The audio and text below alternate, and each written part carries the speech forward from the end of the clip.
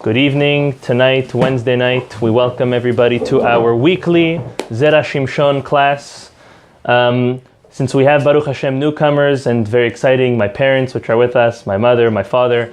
So we're going to give another I know we kind of do this every time, but I think it's very important for us to give a very brief introduction again, coming for all our newcomers. We'd like to welcome Yaakov Amsalem as well, as a first time for Zera Shimshon newcomer. So Yaakov comes on a daily basis, Baruch Hashem, but also Yaakov, wave to everybody, say hi. Hello.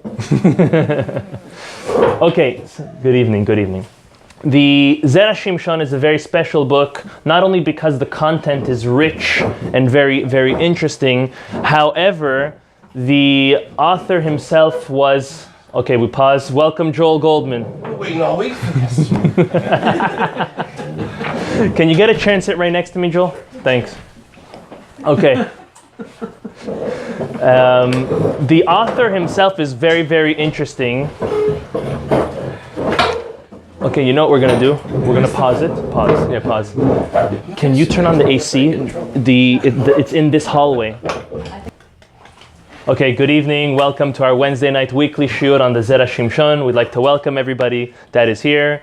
We're going to give another quick introduction to the book, to the very special sefer that we are learning. Not only because its content is very special, however, also the author himself was a very special person. The author was born in the beginning of the 1700s, and he was born and raised and lived in Italy. He passed away at the Rabbi Shimshon Chaim Nachmani. Rabbi Shimshon Chaim Nachmani. Obviously, Sephardic descent, Italian. Now, he was very special in that he was one of the very few rabbis which were able to not only be the rabbi of one community, not only of one city, but at a certain time, 4 cities simultaneously. So personally, as I said this joke before, personally taking care of one synagogue, I understand how hard it is. Imagine a city and imagine 4 cities. So very, very special. As a rabbi, I couldn't even consider myself a colleague to the gadol. But as a fellow rabbi, I could definitely see how challenging and how amazing of a person someone had to be the rabbi over 4 cities in Italy at one moment. Now,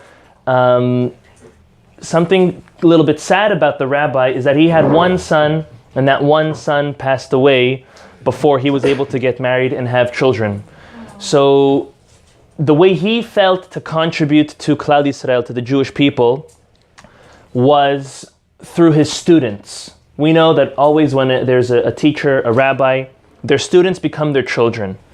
Yet back in the day, there was no media, there was no recorders, there was no video recording, and the only way for a teacher to be renowned was either if he was one of the very, very, very, very few, or more popularly, putting and writing a book together and then passing that on to the students and to the students and to the students. Yet, as we can imagine, as now, and even back then was still towards the beginning of the printing press, and books were coming out left, right, and center. Nowadays, it's even harder. How many books? Every day a new book is coming out, thank God, even on the topic of Torah.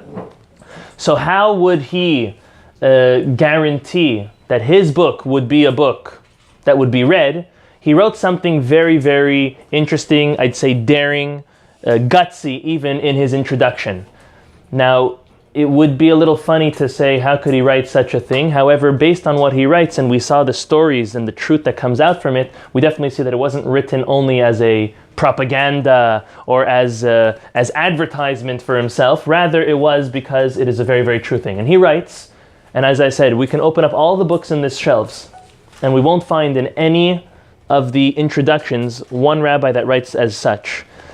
He comes and he pleads, God took my son away at a young age, and please learn the Torah that I'm giving over to the world, and that I will be there. He says, I will be there for you in times when you will need health, when you will need happiness, success, for you, your children, parnasa, yeshuot, salvation. And he writes it, and if you read the introduction, if it's even brought down in the English introduction, all of those promises are there. And what we're learning now which is very, very special, is we're learning a book in English that Art Scroll put together, which takes excerpts from this book and adds also stories and true stories of miracles which relate around people who started learning or doing for this Sefer. So we're talking now, passed away the late 1700s, so that's already over 200 years that the rabbi has passed, and still today miracles are happening based on these accounts. Already within the community, we're not going to go into now, we've said already within the community, already those who've engaged in the book, whether in the classes or purchasing it and reading from it, or I even have individuals who came to me and bought 1 or 2 copies and said, Rabbi, give these to those who can't afford it in order that they can join. And these individuals have had already miracles firsthand that have already happened. So besides for our segula that the Torah itself tells us that when one learns Torah, all that great happens, we have an additional benefit, the promise of the author himself. Now this might sound a little heebie-jeebie to some others, to others not. It doesn't matter. At the end of the day, we're going to enjoy ourselves. And if we have a good segula that comes out of it, why not? And let all the learning obviously be in the merit of the great and holy author, Rabbi, again, we know, Rabbi Shimshon Haim Nachmani from Italy. And his grave is in Italy? Yes, I think they have found his grave. Yes. He had only 2 children? One son that unfortunately passed away young. Yeah. Okay, we're going to jump right into this week's parasha, as the author does as well. Abraham is about to have his 10th and final test. And this was a very, very strong and hard test. We know that he had 9 preceding ones, amongst them the test of leaving his homeland, his birthplace, his parents' home, the circumcision, doing it to himself, which at the age of 90 years old is not something easy to do, recuperate from, and even do it with a smile, right? And he did it fully believing, kicking out Ishmael, kicking out Hagar, having the famine in the time when he came to Israel. And he definitely did not have an easy run with all of these tests. However, in this specific test of the Akedat Yitzchak, the moment where he's about to sacrifice his son, and I'll quote to you the verse in the Torah. It says, Vayomer, if anyone has the book, it's on page 76, you could see the verse. Vayomer al tishlach yadecha lanar ve'al ta'as lo me'uma. So Abraham is about to sacrifice his son. We've mentioned this before. Abraham tells Isaac, we are going to make a sacrifice to God. And Isaac asks Abraham, Abba, where's the sacrifice? I don't see any animals. Hashem will show us the sacrifice. They get there, don't worry, Hashem will show us the sacrifice, my son, alluding to my son, you are the sacrifice. But anyways, moving up, going there. Abraham is no less than 137 years old, and his son Isaac is 37 years old. Now Isaac's getting a whiff of what's going on, and okay, I guess it's me. And his father approaches the altar with him, and almost no words were being said. It was all, I have my father in the room. A father and a son can communicate without words. Just with the look, just with the appearance. And there was no communication going on, and Isaac understood that this is where he's going, and this is what his father's going to do. Yet Isaac does something very interesting. Isaac, the Midrash tells us, requests from his father, Abba, bind me, tie me up. But God didn't tell Abraham to tie Isaac up. Tie me up just in case, out of instinct, I lash out either my arm or my leg, and I hurt you. Again, 37 years old and 137 years old. Kibud Abba. Look at the depth and the respect. And so it was. Abraham has the knife, and it's on Isaac's throat. And at that moment, Abraham hears God telling him, don't Don't send your hand to the child, right? Again, 37 is not a child, but compared to 137 is a real child. Don't send your hand to the lad. Don't do anything to him. Now look at the word. Ki ata yadati. Because now God tells Abraham, I know ki yireh Elohimata, that you are God-fearing. Velo hasachta et bincha et yechidecha mimeni, and you did not withhold your son, your one and only, your precious, your perfect Isaac from me. And therefore don't do it. To the point where, as we read every single morning, Abraham didn't believe it was happening. He thought it was the evil inclination telling him, trying to stop him from fulfilling his most greatest mitzvah in the world and his 10th and final test. And he didn't listen. And then we see that Malach came again to him and told him, hey, and he repeated it. After twice already, Abraham knew it was for real and that his mitzvah was completely fulfilled.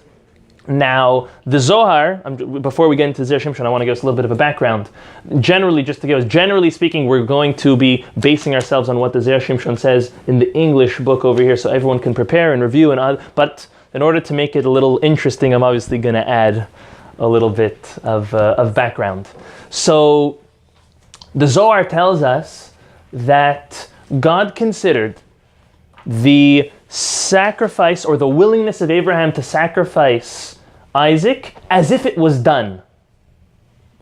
Okay? It's and as we say in the prayer in Shacharit, Ki'ilu afaro munach sham, right next to the Mizbeach. It's as if the ashes of Isaac, not only was he slaughtered, but he was burnt. And his ashes are there, and it's there right at the altar. But it never happened. According to the Zohar, God accepted so much this willingness and devotion of Abraham that it's as if it was done.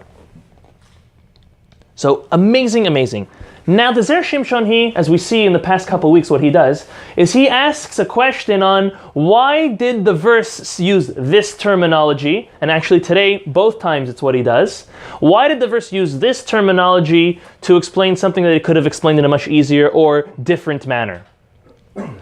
He asks as follows, why this time? Why is it by the 10th and final test? Now God says he knows.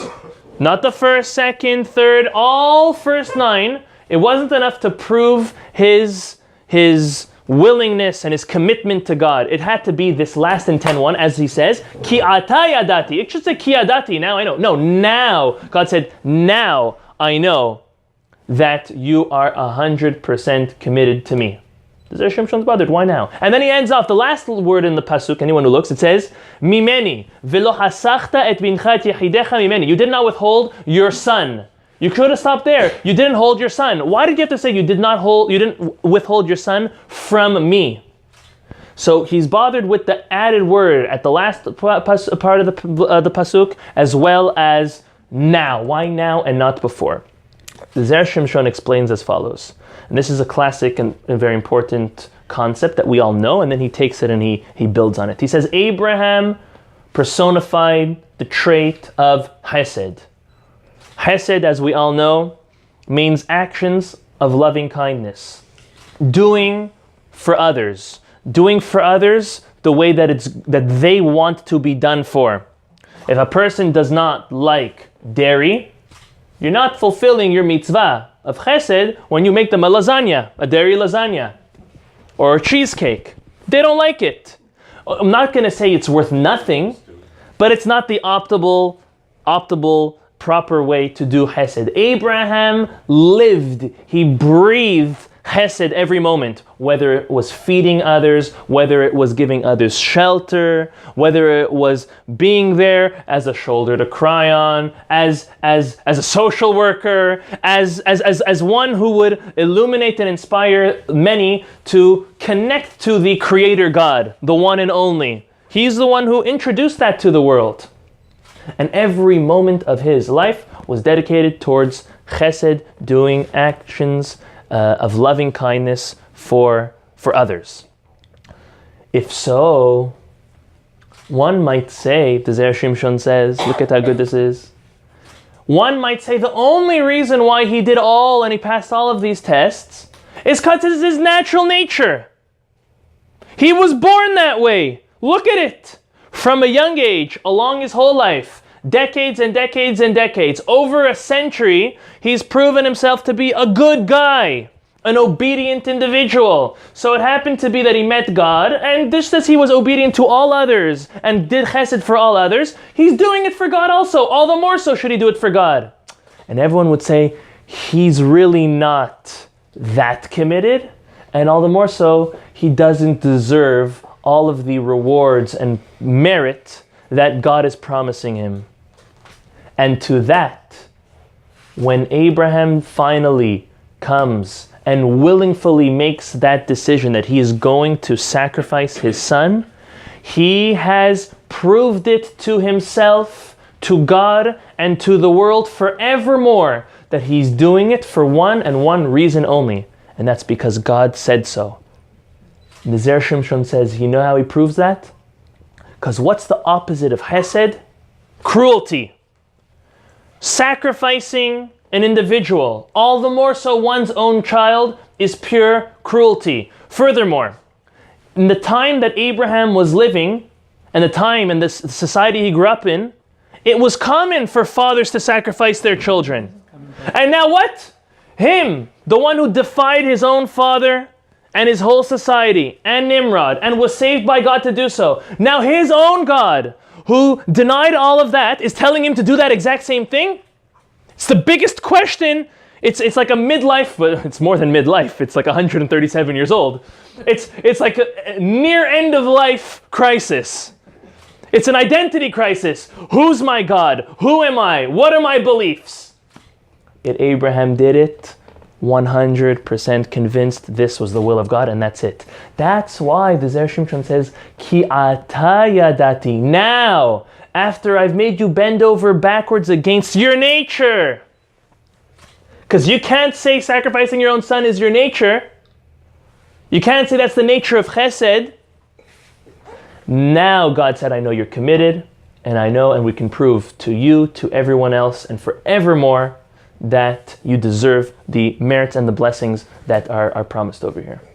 That's a fascinating concept that he says, and I'd like to expound on it just a moment. Can someone just pour me a glass of something to drink? Thank you.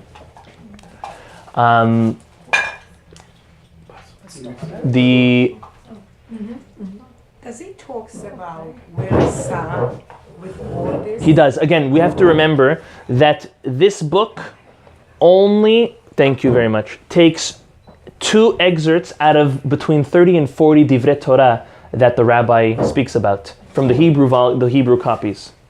So in this week it didn't bring it out, but I'm sure he does. Everyone does. It's not like it's not spoken about. Baruch atah Adonai Eloheinu melech haolam she'akol nהיה